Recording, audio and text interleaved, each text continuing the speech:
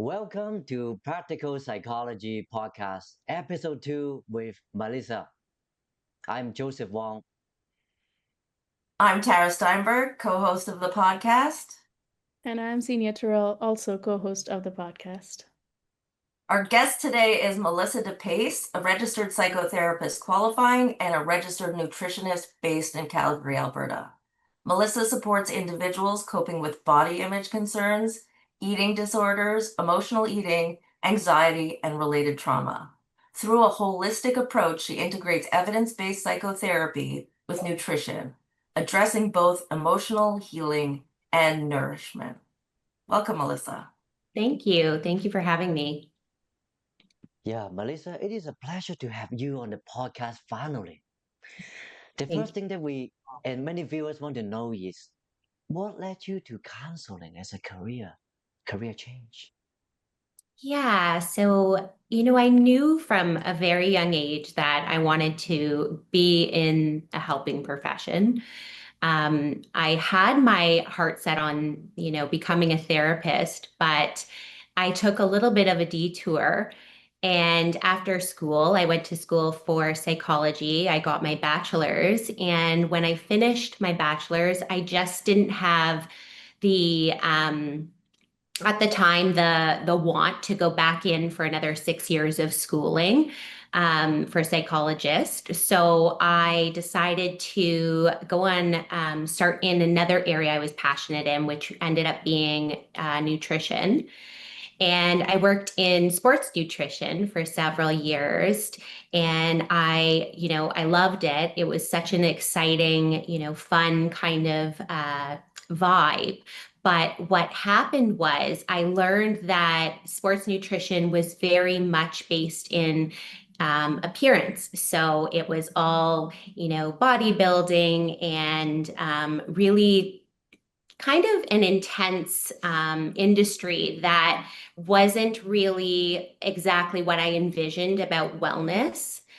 So when I was there, I decided to kind of branch off into holistic nutrition while I was working there. And the alignment just wasn't there anymore. I felt like it was really highlighting some things for me, vulnerabilities that I had about body image and things like that that I had struggled with, in the past. So I left my role in sports nutrition and I started in the health and beauty wellness sector, another area that I loved. And I was in human resources and administrative management, and I really enjoyed it there as well.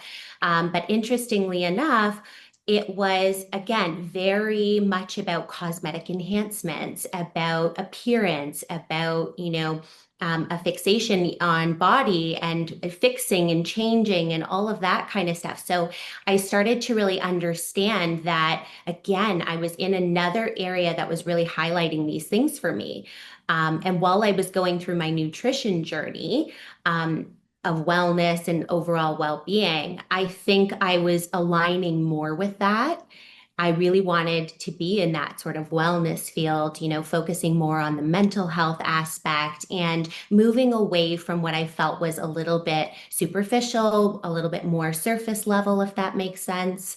And in my own healing, in my own journey, I went with nutrition as well as therapy. And I think I just had such a good experience. I seen so much amazing change. And that's what perpetuated the sort of path to starting to really explore counseling and getting, more serious about going into school and potentially combining the nutrition with the counseling credential.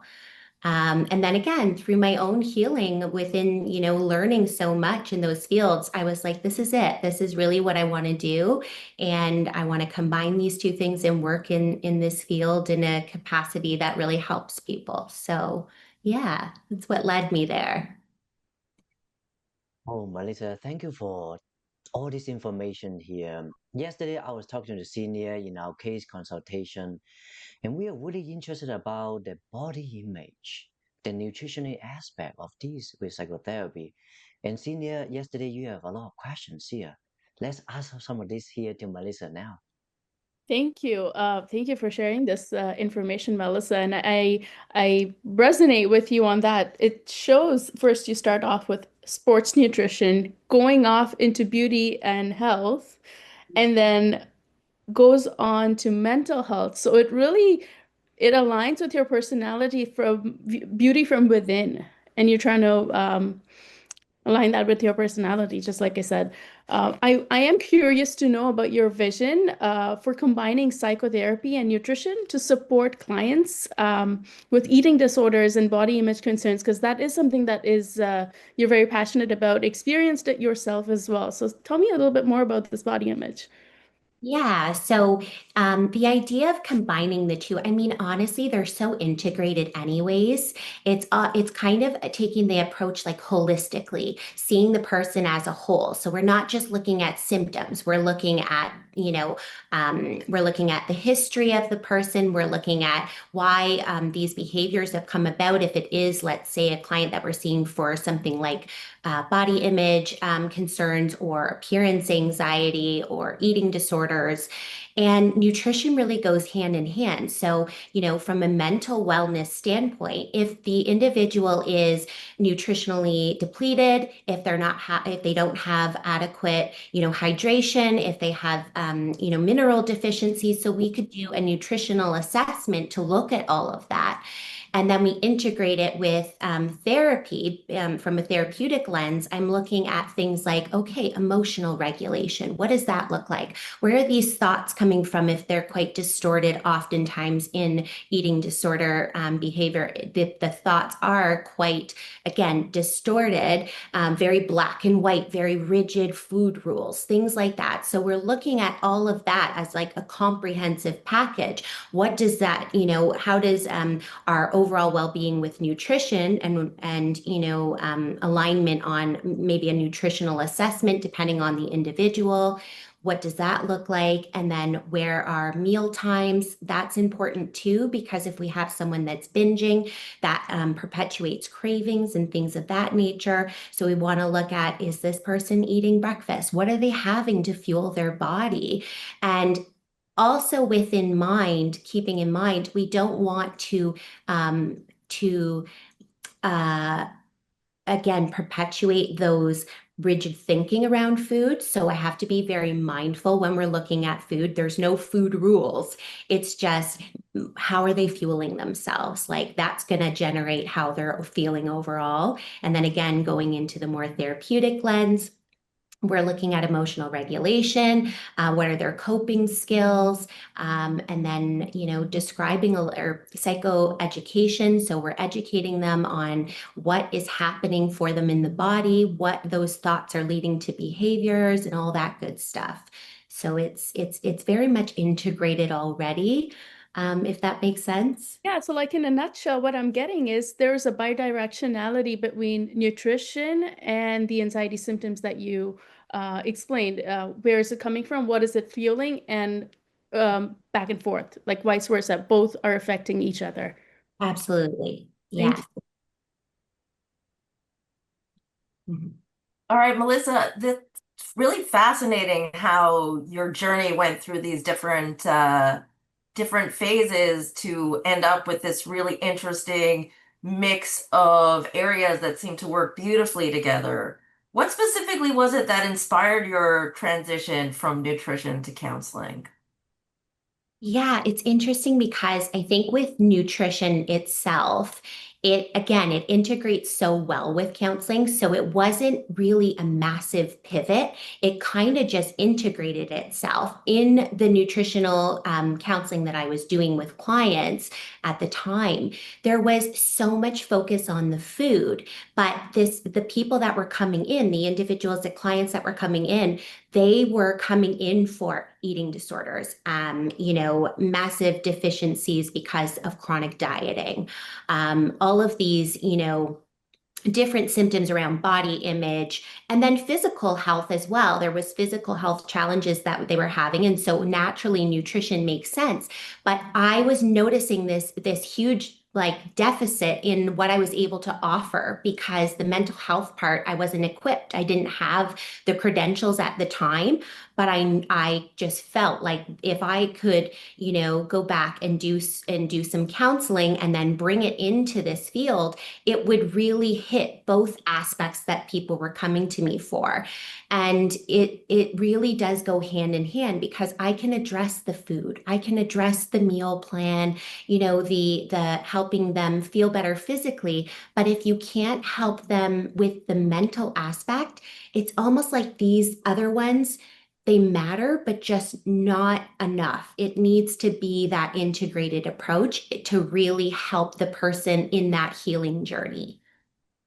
Sounds like mental health was really the block there for you to give the clients what they were really looking for. That's, I think, how I felt. I would obviously have to do these intakes, the assessment. There was a counseling portion, and naturally, their overall past experiences would be so heavily integrated into what they were experiencing nutritionally. So, for example, growing up with massive trauma, and they would bring that up and say, I know that my eating behaviors are from this past experience that I had with, for example, chronic dieting from the age of 7, right? And I know that's when it started, and they could go back and I'd be like, oh my goodness, like seeing that connection was so amazing. But what do I do with that? I can help them with the nutritional aspect. I can teach them all the nutrition pieces, all the deficiencies, all the issues with that. But I can't address what's the root cause of their perpetuating behavior or their eating disorder, so to speak. So yeah, I could see that it was mental health that was the primary driver, if you will. Yeah, Just I love how you put it that way. Yeah. just to elaborate further on that point, Melissa, and it's so interesting that you combine them so well, just like Tara said. Do you feel that mental health and this qualification, these credentials, sort of provide you with these tools that you can now sort of facilitate or help clients get that inherent motivation to not go back to the patterns that they have been um, or the behaviors that they have been using so far and it's not working for them? Yeah, yeah, I definitely do, especially with the therapeutic modalities, like integrating that into, obviously the relationship has a massive purpose because I can relate, with life experience. So I understand how the workings of an eating disorder and of body image and how and appearance anxiety, all of it, how it works. And then I look at the aspects of, okay, again, the nutritional, let's look at those things because if you have somebody, for example, with massive electrolyte imbalance from something as serious as bulimia, right? We have to address those things. It's important. So from the mental health perspective, of course, you can address a lot, and it is amazing what that can do. But when you combine nutrition with the mental health aspect, I think it comes at it from, a more integrated approach where the person then learns the tools for their mental health as well as their physical health, and you're addressing both, right? So it just gives, I think, a better foundation for that person's healing journey. Absolutely. It becomes like a powerhouse because mental health and physical health, they go hand in hand. And now you have both. Yes, yes, exactly. And Melissa here, you mentioned about the nutritional assessment. Mhm. I understand you are trained under the evidence-based model. For the viewers that who don't know, it means the psychotherapy is based on research and science-driven rather than personal opinions. You are trained under the biopsychosocial model, biological, psychological, and social model here. Yeah. How do you see those two parallel when you are doing a nutritional assessment?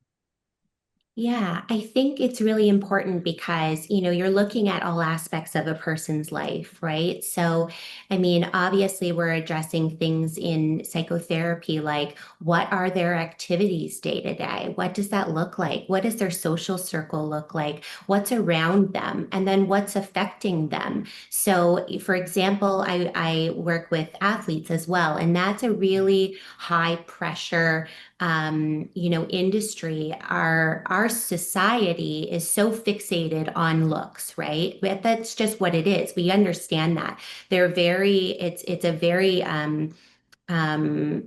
there's a lot of pressure to look a certain way, to be a certain body type, to have a certain appearance and have everything together and very perfectionistic. So you have all these entities coming at you. And then you get into the athletic culture, and it's even more so. There's this pressure to not only look good, but to have a certain body type, to eat a certain way, to fuel a certain way. Everything is very scrutinized, if you will. And I think that puts a lot of pressure on these individuals to and where it can lead into more disordered eating and body image concerns and things of that nature. So we're looking at it from every angle, right? What's this person been exposed to? What's their history? Biologically, we're looking at that lens, out of that lens as well. And sometimes it can be where mom had an eating disorder, and that can be passed on. So all these things really integrate, and they are definitely all of importance when we're looking at the person from that lens. Yeah, and Melissa, you mentioned about working with athletes Mhm, and the eating disorders, looks, and body image here. mhm, I understand now you are starting a new business, mhm. combining for helping athletes, body image. Tell me more about it. Yeah. So I'm collaborating with some of the local athletic clubs. So I work with some gymnastics and dance companies. And what's happening is I'm basically educating their clients on, obviously the risks that are associated in that athletic culture, because there is so much pressure. And it's interesting because there's not a lot of people that are want to come forward. The thing is there's a lot of shame around body image, around, eating disorders, even things like emotional eating, which is technically outside of an eating disorder, but it's still relevant because that can be, binge eating and things like that. It can look that way. So I would term it as emotional eating. That is all intertwined, and clients will come, but they have a lot of shame when they're first introduced to the idea of therapy or nutrition to address things like eating disorders. And some people don't recognize that they actually have one because they're so used to these rigid rules around food. Oh no, I just, I only eat 3 times a day, and I count my calories, and I only eat certain foods groups, and I stay away from bread, and I say there's all these rules that sort of perpetuate the cycle, right? And they don't realize that these are disordered eating habits. So in the field of athletic culture, there's a lot of anxiety around that. So I work with clients on their anxiety, whether it's related to appearance, food, the pressures that come up in athletic culture, as well as body image being a big one, and then anxiety around performance. Well, naturally, if you have an eating disorder, your performance is hindered, right? How can we perform at our peak performance when nutritionally we're so depleted? So there's so many elements that play into it, but that's kind of, a Coles Notes version of what I'm trying to address in that area. It's excellent Melissa, here, Melissa. Yeah, because me and Tara is talking about in our last consultation, we're discussing a lot of cases because Tara is supporting a lot of teenagers and Mhm. doing parenting coaching. And one of the common question is parents don't know what they don't know, and they don't know the signs of emotional eating or eating disorders here. And I'm sure Tara have more questions here. Yeah, I mean, what do you think parents or even people themselves who are struggling with these issues, like what should they be asking themselves? What should they be looking for to know when they should go seek help from someone? Yeah, I think, it's complex because when we look at it, it's different for every individual. But I think warning signs are things like rigid thinking around food rules. Dieting is another big one that can actually be the catalyst that leads into disordered eating, right? When there's not balance between overall health and wellness, and more of that where you start to obsess around food. I'm thinking about food all the time. We shouldn't really have to think a lot about food. It's one of those things. Yes, we want to be health conscious. We want to obviously fuel our bodies with proper nutrients. But if there is more, I would say, obsessive thoughts, then that is definitely a warning sign. If we're chronically thinking about calories, how many calories is in this, how many calories am I eating? If you see your son or daughter start to really have, again, more extreme not only thoughts around exercise, but behaviors around exercise, right? We want a moderate amount of movement, of course. And in the athletic world, it's challenging because you may see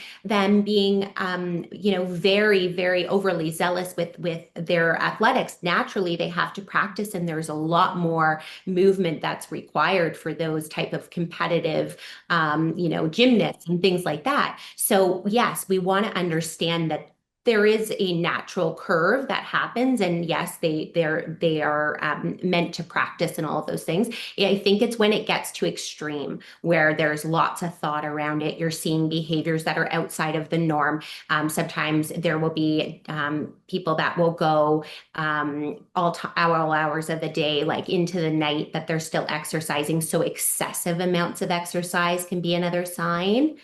And then mood too, watching, mood around food, behaviors around food. If we have something like bulimia, often clients, parents will see the child leaving the table every after a meal, like things like that can be telltale signs that something's happening.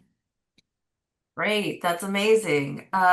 Because I work with teens, I notice that really a lot of them have a lot of issues with self-esteem, especially because of the world we're living in. I'm wondering, like, how does that interact with the disordered eating and the performance anxieties, and what do you find yourself typically doing in sessions about it? Yeah, so with confidence, it's a hard one because obviously it's all intertwined depending on what that client is experiencing, right? So if we are talking specific to confidence building with eating disorders, I find that you have to lay the foundation first. So we're going to obviously the psychoeducation around what's actually happening for them, I find is quite therapeutic in itself. So understanding, the cognitions maybe that are behind some of the behavior, the thoughts that are happening that are quite distorted, that can create a lot of negative self-talk, right? Why, what's wrong with me? What am I, such extremes too, where especially around food rules and their body, what they're telling themselves about their body concerns. So I think actually addressing the distorted thinking is really important for confidence.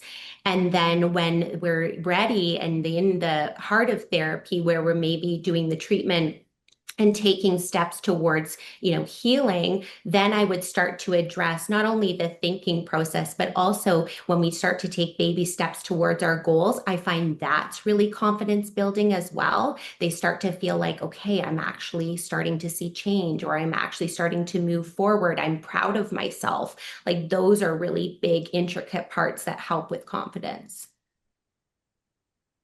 Wow, so fascinating, really. Do you have any, you mentioned before actually that you had that part of your journey inspired your switch. Do you want to say a little bit more about what your journey was like and how that inspired you?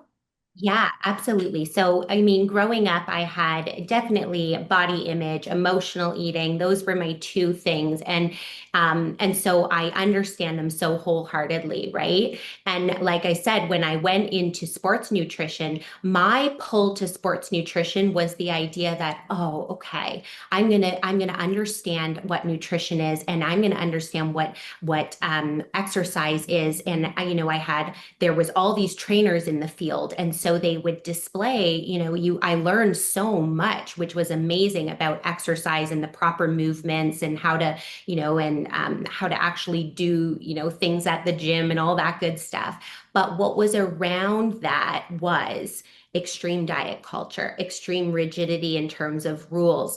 There was, dietitians that would put you on these meal plans, and they, again, very rigid, and high protein this and all the things to build for essentially it was bodybuilding, the field that I was in. And I just had all these red flags where I was like, I'm not saying this is bad, but this is not good for me. Someone who already has all of this body image and emotional eating, I was just starting to go into my own rigid rules. Okay, no, I can't eat that. They said this was bad. This was not good. And it perpetuated the cycle of me feeling like, okay, nothing is good enough. All these perfectionistic tendencies were coming up for me. Then fast forward again into the health and beauty sector, which again, I love it. And I think there's a time and place for enhancements and feeling your best and facials and all that good stuff. You need to treat yourself. And I think it's important for people to feel good. But we have to be very mindful that there's also highlighting insecurities, highlighting the perfectionistic, nothing is good enough, right? And you better change this about yourself, and, this skincare and this. And it got the good thing that came out of it for me was I was able to understand, okay, as much as I like these industries, right now, where I am in my journey, I need to be focused on the inner work. I need to look at, like, how do I nutritionally help myself because I'm being too rigid around dieting and all the things.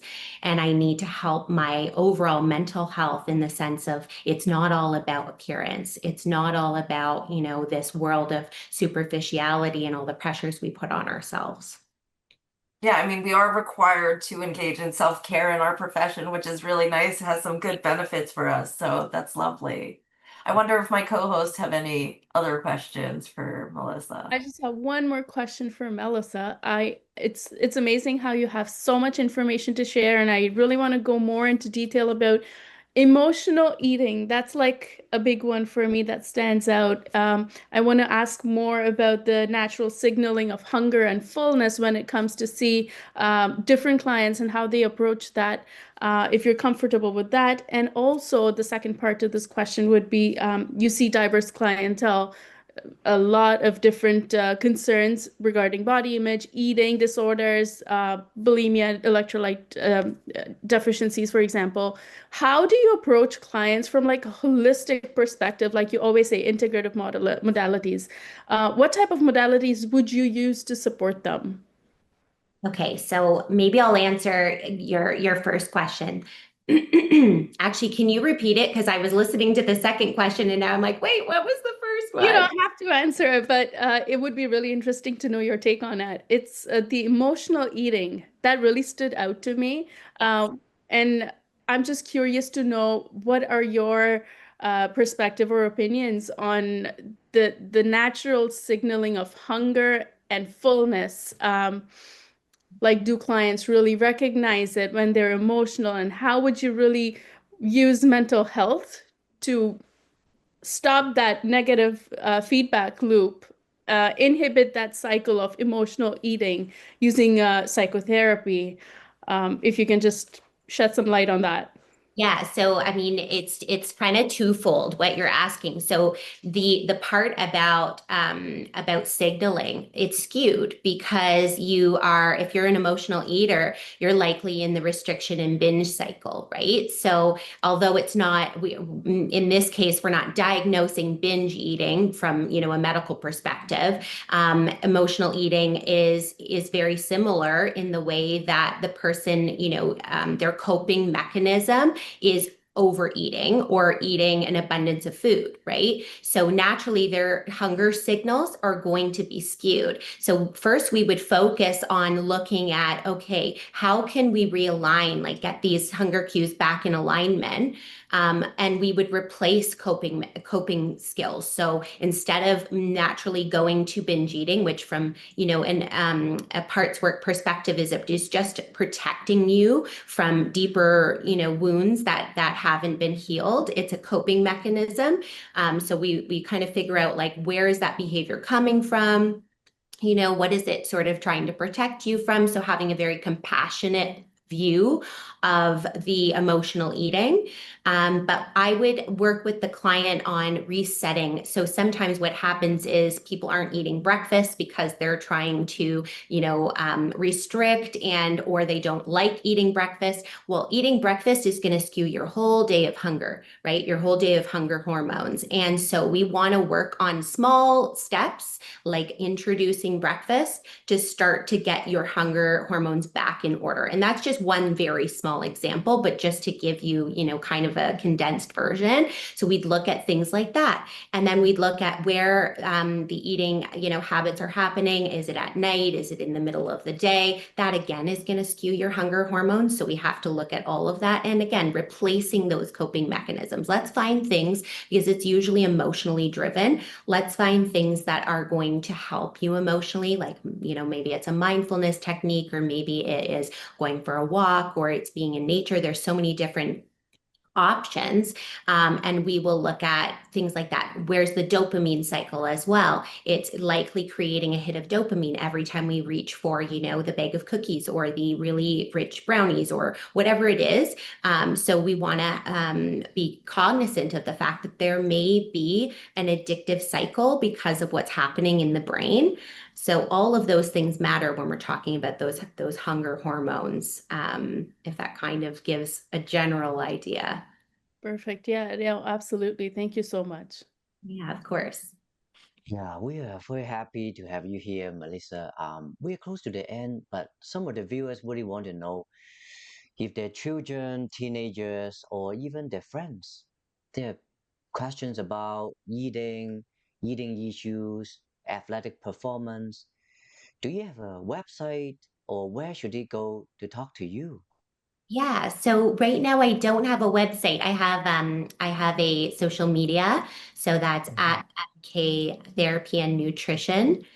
And then I can always provide my email, or my email is actually on there as well. And there's a booking link. So that's the best place, I guess, at this time to reach me. That's excellent. Here, we'll put the link in the comments and the details here. We would love to have you back here, Melissa. Thank you so much. Thank you for having me. Yeah, I learned so much. Thank you so much. Thanks, Melissa. Thank Thank you, you. Melissa.